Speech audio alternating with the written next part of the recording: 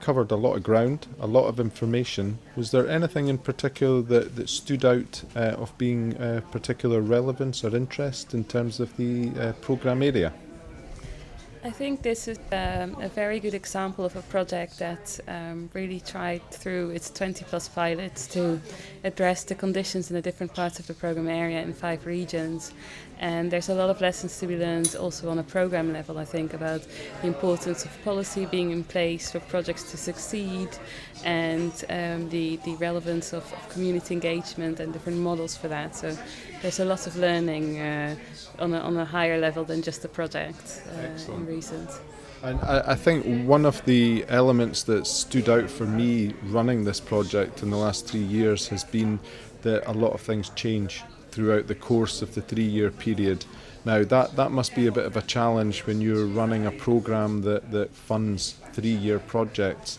Is that something that you're going to be looking at in any different way as a result of the results from projects like recent? Because I imagine it's going to be a challenge going forward. Yes, I thought when we were doing the planning for this program that it was already quite challenging and a lot of change in the 7-year period before, and it is challenging to plan for 7 years. So in the previous program we had the financial crisis affecting in particular Iceland and also the non-Euro countries in our program area.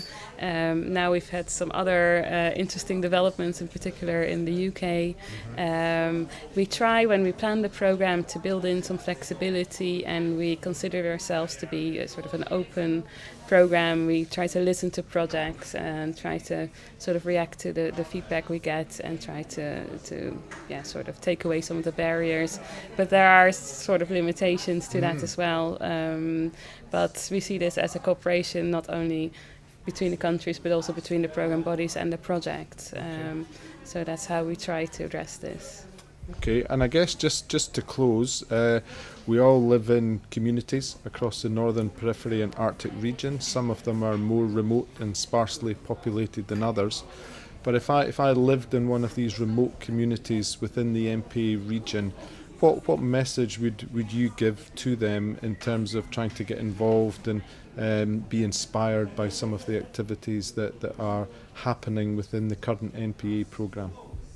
Well, we hope to give the impression that European funding isn't just for the big organizations, the big communities, that it's something that reaches all the way through to the most remote parts of Greenland even.